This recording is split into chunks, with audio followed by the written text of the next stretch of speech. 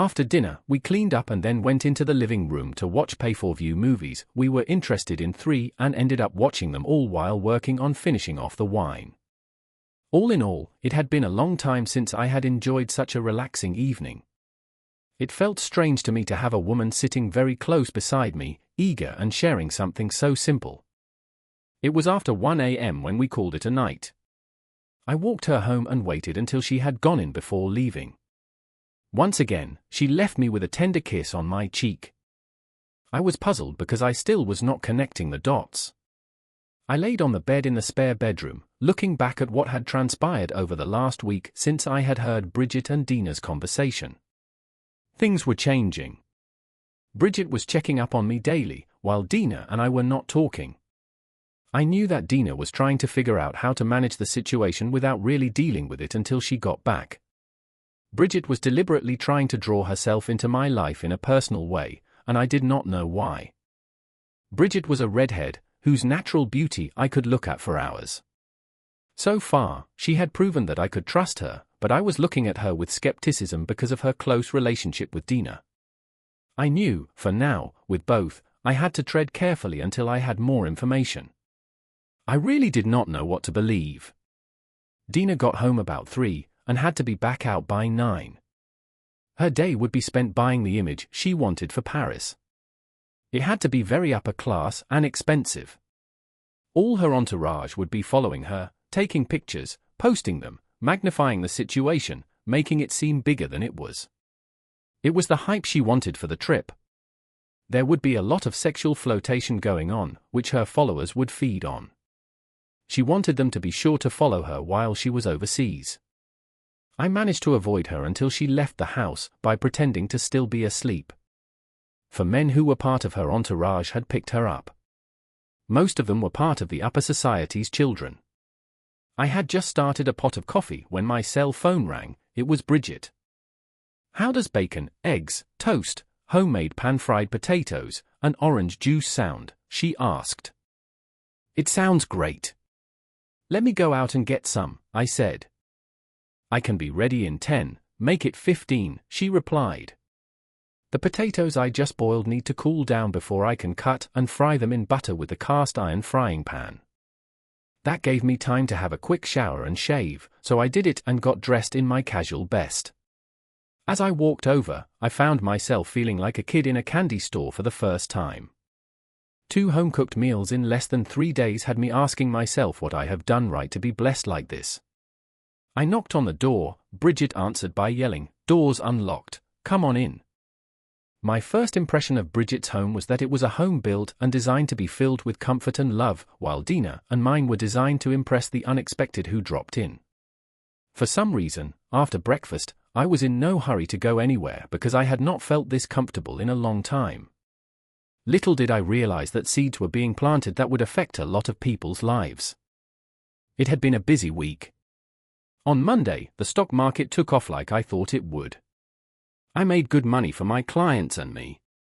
Once again, I had proved to myself that I had done my job and successfully done my homework.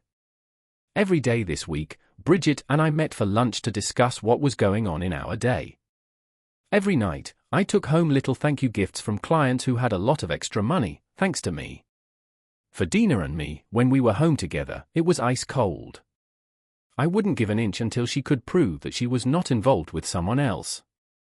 Dena said I was being a stubborn pig about our situation because she had done nothing wrong and felt she did not have to answer to anyone, I explained. "We shall see about that." The New York Times gossip reporter had captured Dena in the boy toy she got to go with her, boarding the plane on Wednesday afternoon. He was now totally outed, according to the paper, as her latest romantic interest. It looked like the gossip reporter had taken the bait. She also now had part of Dena's entourage publicly saying that Dena and I had to be in an open marriage. For a few years, it had been a mutual decision between the two of us to keep our lifestyle choices private. Those who were in the know knew it to be total. They had a close-up of Dena's left hand lacking her wedding rings just before she loaded the plane. When I was contacted about the article as it was printed, all I said was, "Well, if it's in the New York Times, it must be the truth," echoing what Dena was telling everybody. If it is, it's news to me because it was never discussed with me. Somehow, my comments had got back to the gossip lady. She had a whole piece on my personal views about Dena and my relationship. Amazingly, she had never talked to me. Those who read it just assumed she had. The perception was that I had just found out about being dumped in such a public way and was having a hard time coming to terms with it. Emerson Stevens called me on Friday trying to figure out what his daughter was doing. I replied, proving my feelings right. He threatened to lower the boom on his daughter right away. I got him calmed down and told him that until we get actual proof that can't be denied, the truth means nothing because perception meant everything.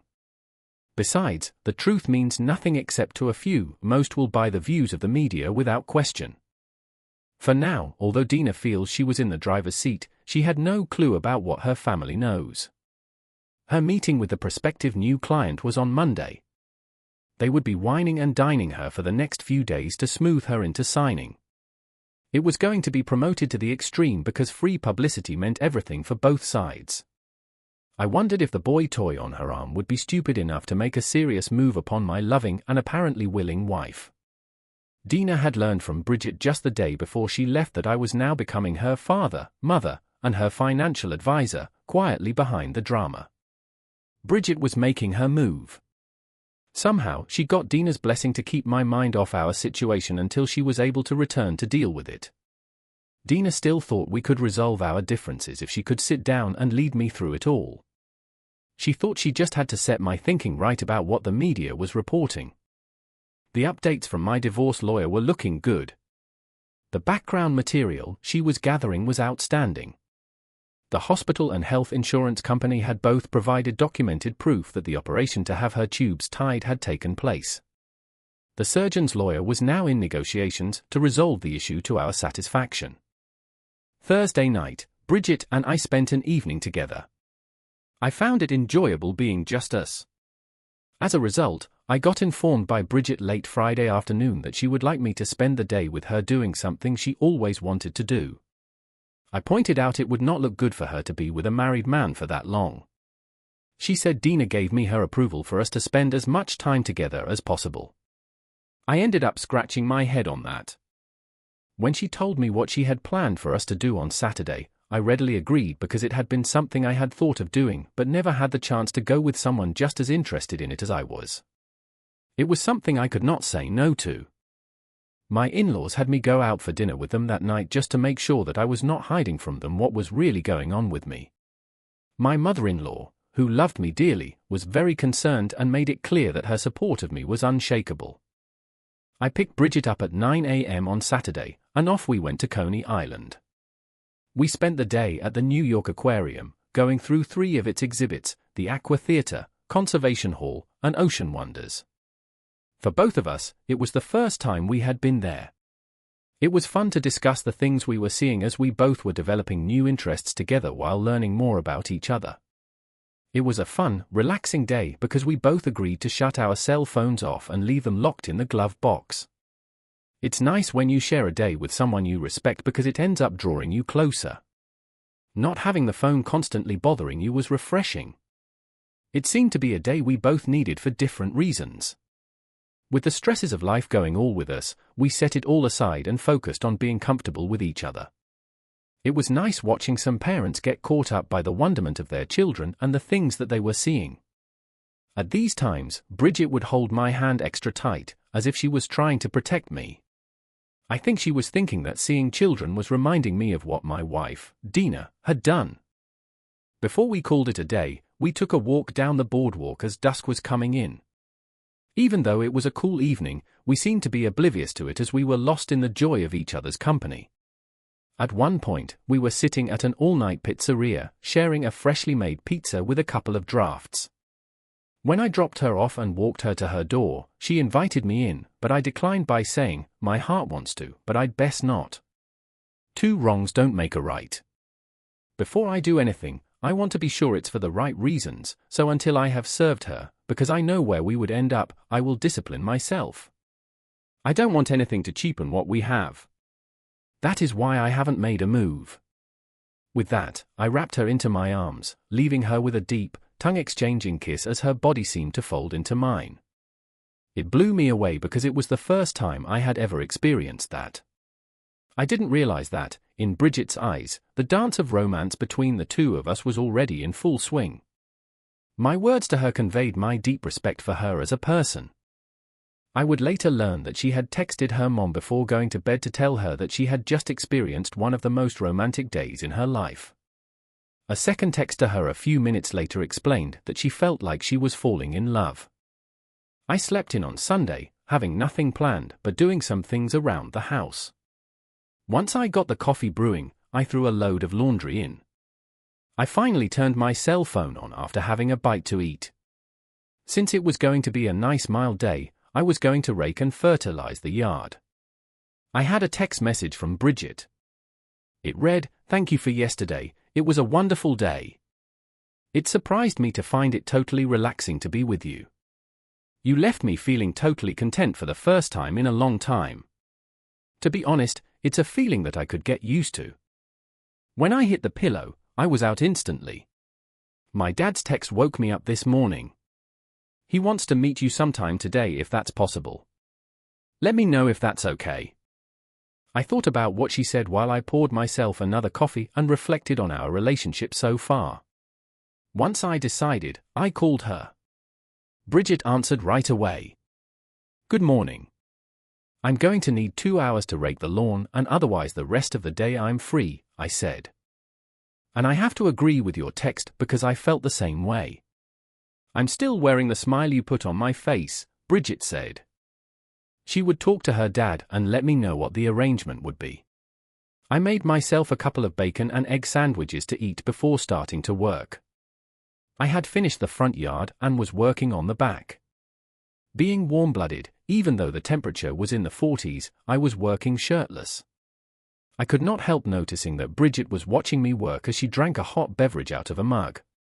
When done, I went and laid the fertilizer down.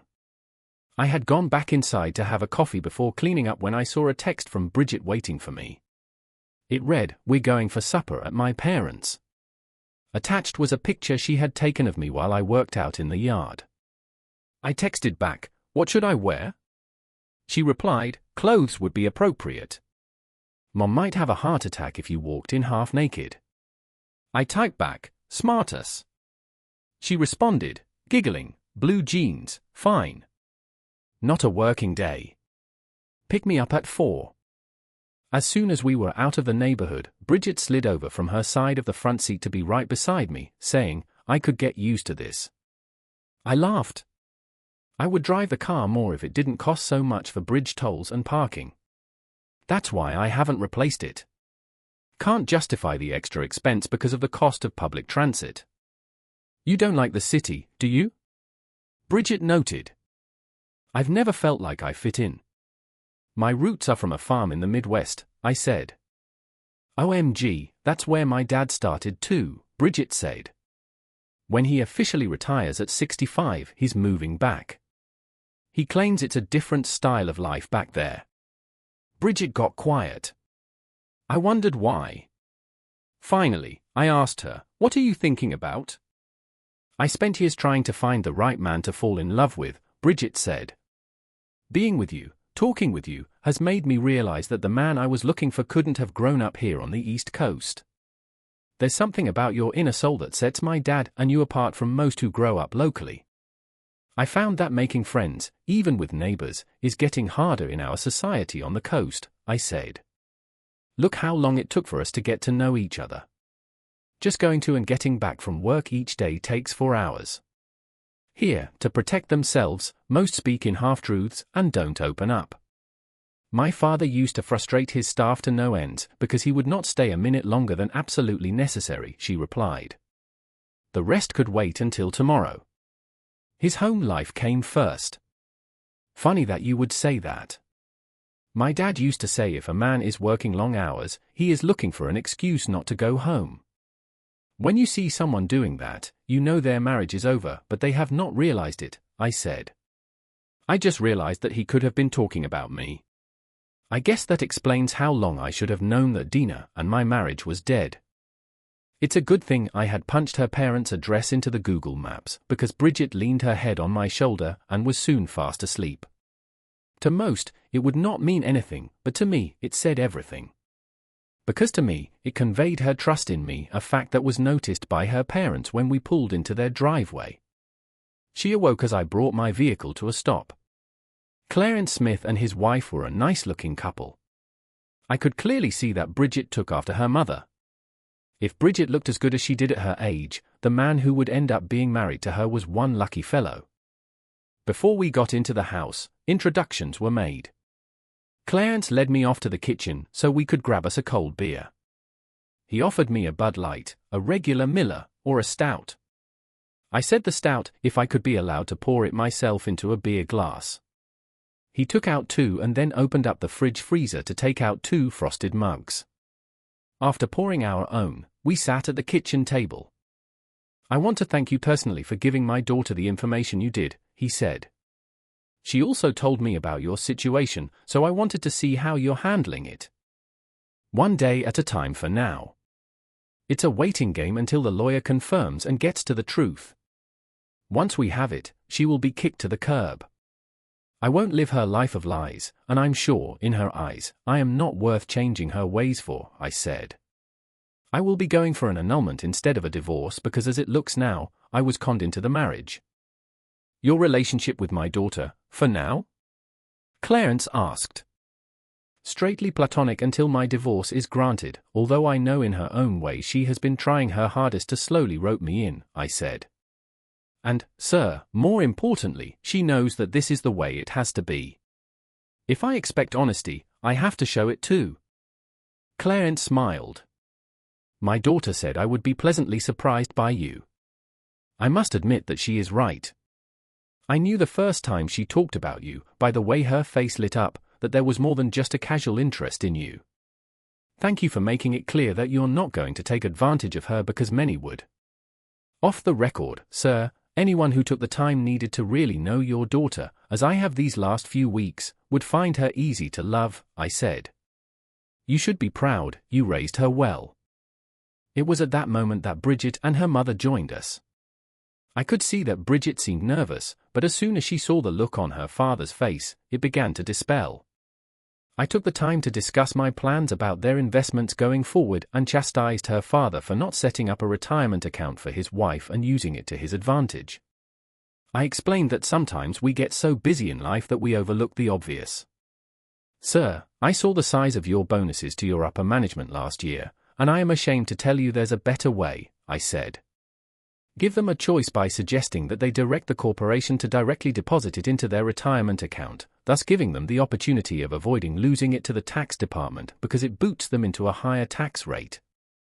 Bridget, your man pulls no punches, he tells it straight." "That is so refreshing to see," Clarence said. "As he said earlier, he thinks you're trying to rope him in. You both have my approval going forward to see where your relationship goes."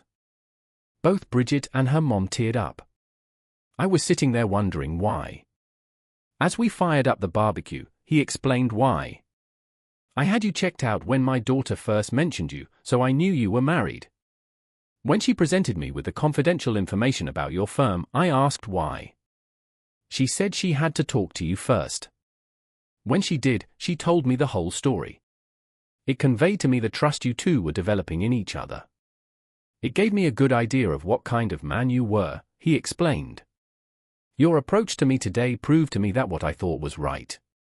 You had no clue as to what I knew, yet you had nothing. It was obvious to me that you were not raised in this city. That added to your credibility."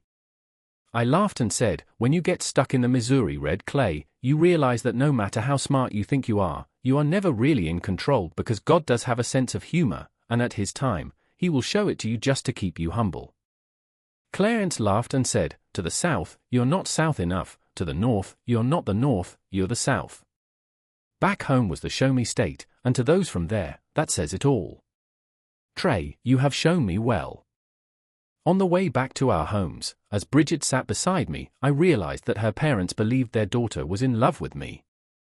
I knew I had to tread carefully, human emotion should not be played with, as I had been reminded the hard way from Dena. I had spent most of the weekend with Bridget, and it had been 2 of the best days I had spent in a long time. It had shown me what life could be like if I worked for it. The more I saw the possibility of it, the more I wanted it. Surprisingly, the week at work was quiet and steady. It allowed me the chance to review all of my clients' accounts to ensure there was steady growth. On a few, I had to make a few minor adjustments, but that was normal. Although we didn't talk during working hours, Bridget kept checking on me via short texts. Every night until bedtime, we were together. If we were at my place, I walked her home. I had given my word to her father and had taken the relationship no further. If Bridget would have had her way, we would have gone a lot farther. Dena had signed the agreement after 4 days of negotiations. For the next 5 years, she would be making millions. The luxury company was the 4th that had come on board. Her tweets and self-promotion with her perception of things was and would remain a market-driving force for all concerned. Sad in building her marketing empire, she had built herself into a box that she could get out of. She was about to realize that all her scheming, manipulations, and misdirection to present a certain perception to the masses was the trap that was going to end up hurting her the most because it was taking a life of its own. The gossip lady's contacts had not disappointed. Everything Dena and her boy toy did had made the printed pages back here in the New York Times every day, creating quite a few Twitter discussions, causing more to follow her because everyone wanted to keep up on it. To some, this was like watching the soap operas on TV. It had been a week of them doing nothing but flaunting their relationship in a very public way. Although there might have not been any sexual activity between the two, their contact, the physical touching, the soft sensual kisses left on cheeks, the eye contact, and gestures implied that theirs was a new love in full bloom. The mass media was presenting it here as a spring Paris romance story. The perception of the New York Times gossip pages was that Dena Richards had thrown away her marriage, and even though they had separate suits, they were adjoined. The hotel maid it had been rumored, had supposedly confirmed that only one bed was used by the two. Since it was published in the New York Times, it had to be true. After all, in the public's eyes, the New York Times never lies. As soon as she cleared customs that Friday morning, Dena Richards was served. It had been confirmed that there had been no need for Dena to have medically had her tubes tied. Until that point, Dena was completely functional and had been capable of carrying children full term. I had my lawyer courier Emerson Stevens a copy. The New York Times gossip reporter was there to capture it, as was a news crew assigned to one of the local Saturday morning talk shows. When the reporter asked Dena all about it, she claimed it was all a huge misunderstanding, that once she talked it all out with her husband Trey Richards, the misunderstanding would be straightened out. After all, we have an open marriage, so all this was a little fun on the side, she said. The reporter responded, for more than a week, you appear to be flaunting your relationship with your boy toy. The perception is that you dumped your husband for a week of sexual pleasure in the city of romance. They caught a picture of Dena's face going white and published it online the same day. The New York Times gossip reporter stated, the only reason that Dena Richards' face went white was that she believed she would not be caught. Dena called Bridget as soon as she could, who listened to her claim that this was all a mistake. Bridget suggested the first thing she should do is go online and read the social pages of the New York Times from the day she left. It will show you the truths that we, who know you, have now come to believe. If the New York Times published it, it has to be the truth, Bridget said. About 2 hours later, Bridget answered her cell phone. What do you want, Dena?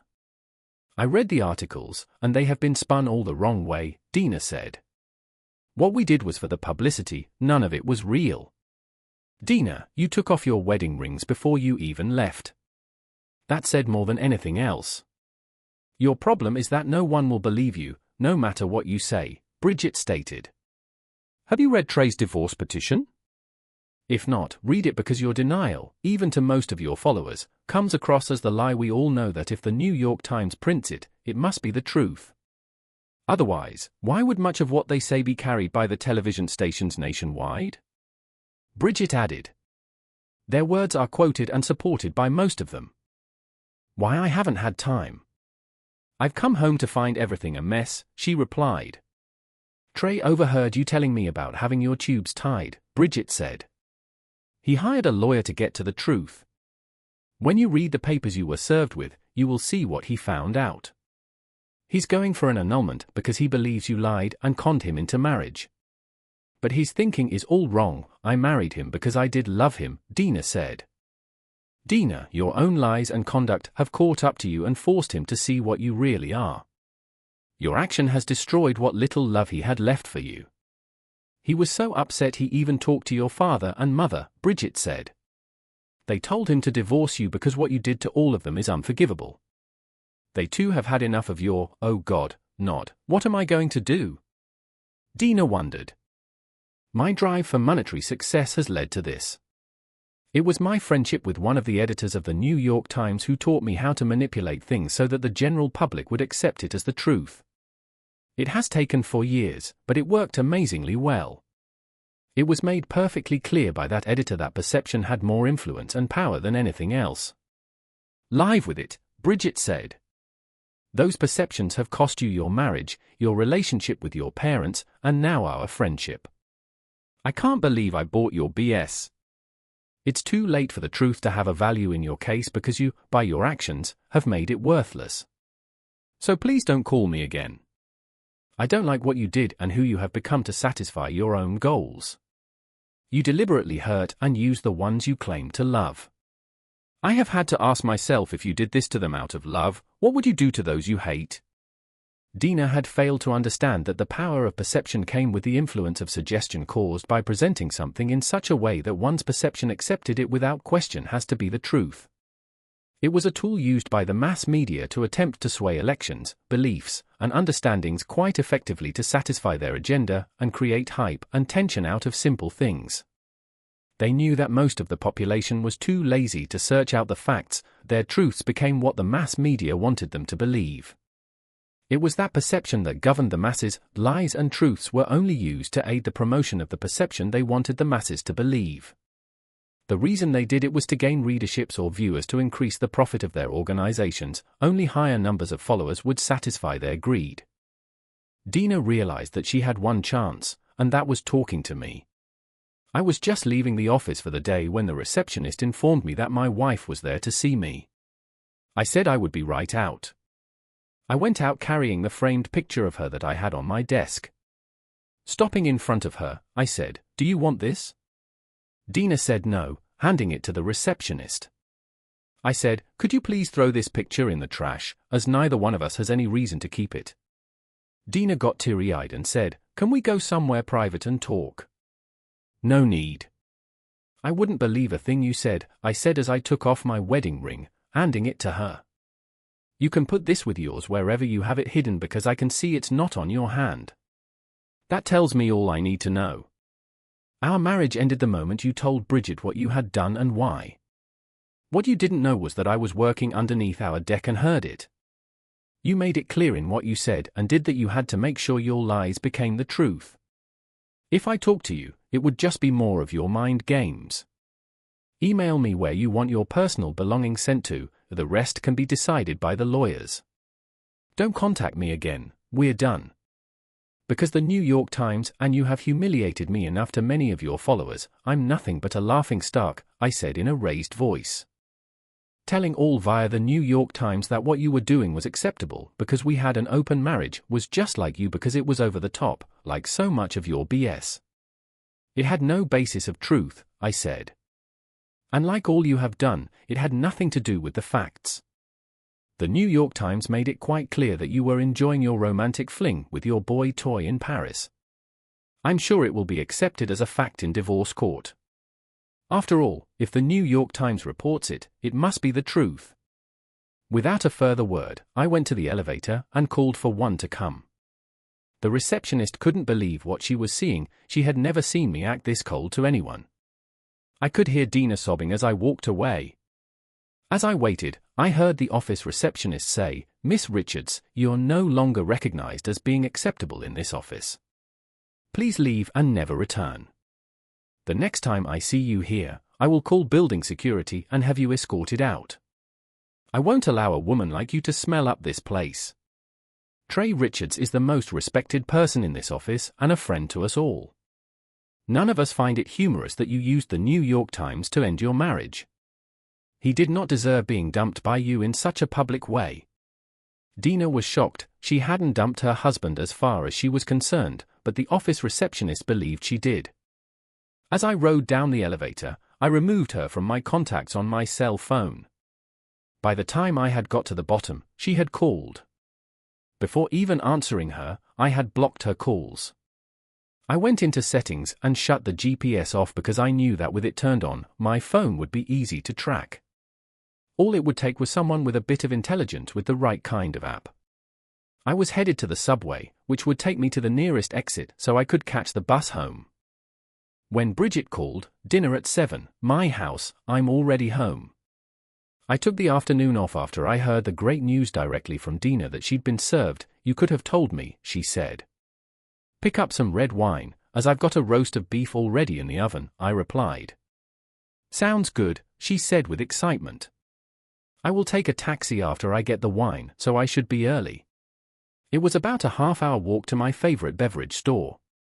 I bought 2 bottles of a better quality of red wine, a bottle of Crown Royal, and a 2-liter bottle of Coke before flagging down a taxi. I was about 10 minutes from home when Bridget texted me, "Garage open, run from the taxi in. Dena and her entourage are at your home waiting for you, the situation does not look good." Taxis in New York are famous for dropping you at the curb. It took an extra $20 for him to agree to pull into the driveway. As soon as I ran in, she began shutting down the bay door. We were both hoping I wasn't seen because we both understood the queen bee was now a drama queen who had lost control. We both assumed that in Dena's state of mind and with her view of how marriage was supposed to be, anything was possible. "Make yourself at home," Bridget said. "Then pour us some of the wine. I'm going to change quickly in case what was going on was noticed." I did as Bridget asked. I undid the suit jacket and vest, taking them off along with my tie, and undid 3 buttons on my shirt before getting the wine glasses out. I rolled up my sleeves. "Let me tell you, there are times that you wish you were elsewhere." This was not one of them because right in front of me, I knew I was seeing the kind of life I wanted. When Bridget returned, she took my breath away. She had let her red hair down, removed her makeup, and changed into sensual evening wear. The sheer, full-length black nightgown was designed as if it were a fine screen allowing one a glimpse of her sweet flesh. I could spend hours worshipping her body. My instant hard-on told us both I was caught in a losing battle. Bridget's bright eyes showed me that she was pleased with my automatic response. We had just kissed and were sharing the first taste of the medium wine I had bought when there was a knock at the door. I moved from the view of the front door as Bridget went to answer it. "Hi Dena, what do you want?" Bridget said. "As you can see, I am kind of busy. My boyfriend is here and is staying the night. It was noticed that a taxi dropped someone off at your house," Dena said. "Since Trey has not shown up, I instantly thought it might be him." "So, you got one of your entourage watching my place. Why am I not surprised? When you talk to Trey, do me a favor, let him know that thanks to him, my new relationship is working out great. Even my parents have given us their blessing because they think he may be my perfect mate. My mom is already dreaming about babysitting the grandchildren." "Is he someone we both know?" Dena asked. "Based on what I now know about the man I'm falling in love with, I would have to say definitely not," Bridget responded with truth as she closed the door in her face. She walked towards me trying to hold in her giggles. I held up my left hand to see if she would notice. She did. "When did that happen?" she asked. I told her what had transpired in the office before she went back into the bedroom to change because she was still cooking our dinner. When she came out, she discovered me peeling the potatoes she had set out for supper. "We're going to have to figure out how to get me clean clothing," I said. "Thank God I wear a standard size. You just might be stuck here until Monday," Bridget said. "I don't think Dena will be going anywhere this weekend because she believes you have to come home sometime. I guess she didn't get the message when you threw your wedding band in her face. Let me call my dad's tailor and see what he can deliver for you on short notice," Bridget said. I reached into my pocket and took out my wallet, handing it to her. Have him deliver a size 42 jacket, 34-inch waist, 30-inch leg length, shirts 15.5 neck, vest and tie best out of second set, and a pair of silk pajamas if he has it. Blue jeans, t-shirts, and whatever else I have not mentioned. What about underwear and socks? Bridget asked. Of course, I replied. Have it applied to my credit card. I listened as she placed the order. It was surprising what color she decided I would look good in. They said they would pull the order as soon as possible, and it would be delivered in a rush via a courier within 2 hours if we were willing to pay the fee. It was fun working together as a couple finishing what she had started. Bridget seemed surprised at how adept I was in the kitchen.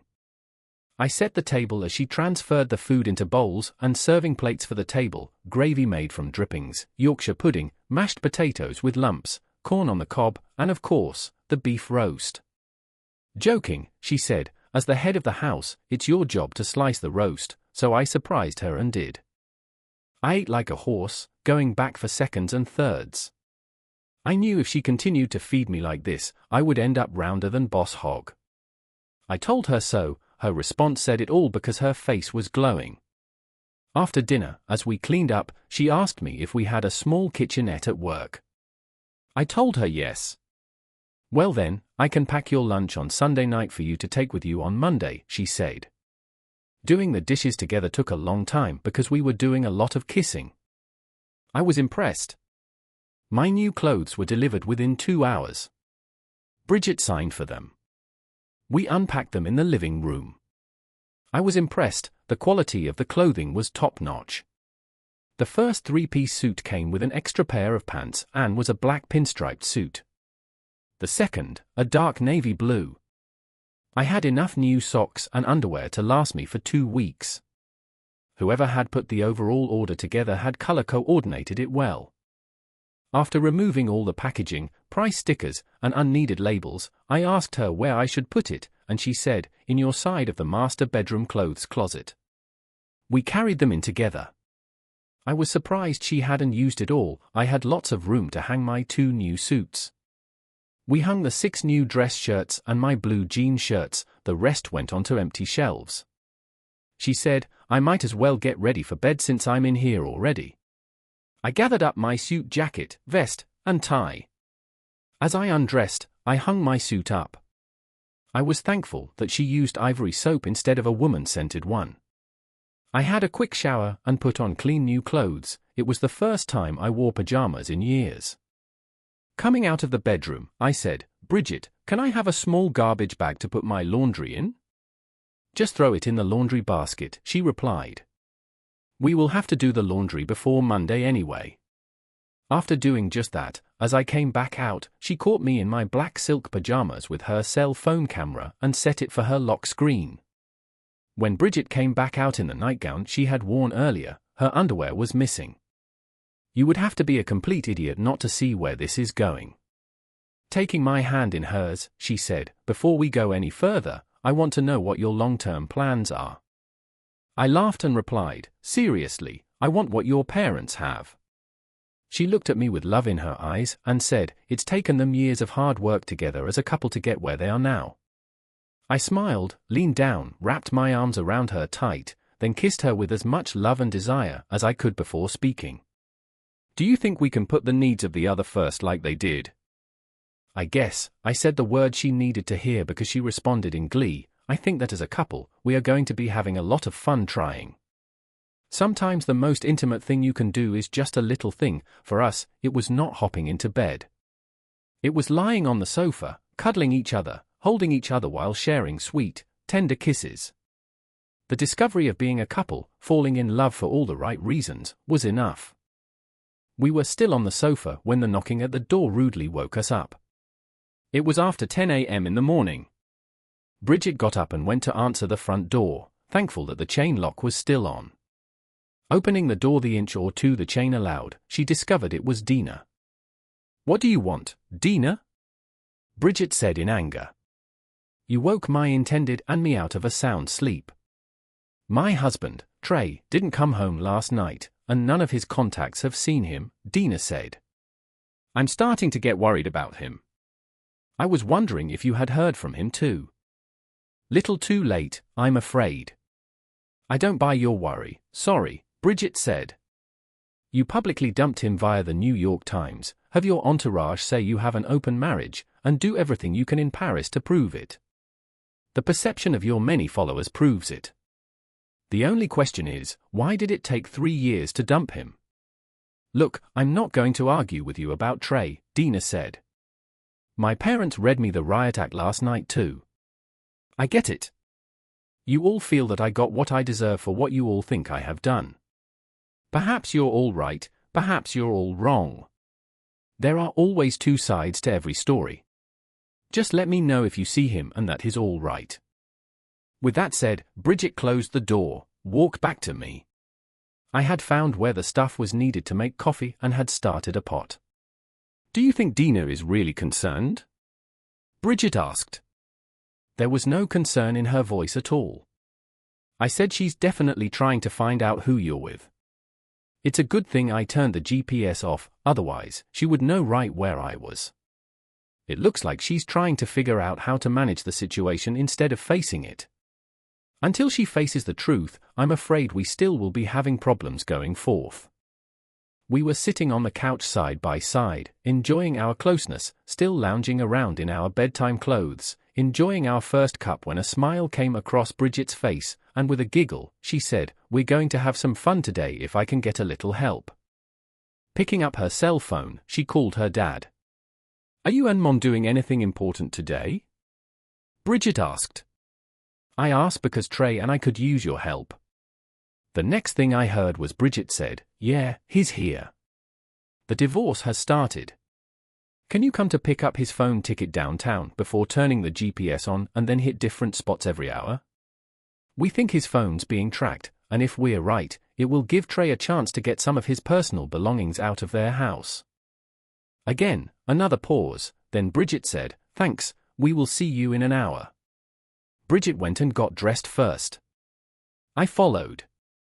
We both dressed casually in blue jeans and t-shirts. I had a blue jean shirt on but left it open and untucked. While getting ready for the day, I called the New York Times tip line and left a message for the gossip lady. Her parents were early. We talked for a few before they left. While we were on the sofa, the spread she had on had crumbled. As a result, her parents got the idea of where I had slept. When Bridget's father saw it, he smiled. Clarence suggested I change my facial appearance for a while until things settled down from the media coverage. He believed that Dena was going to cause ongoing problems. That's when we decided a full beard and mustache would be started.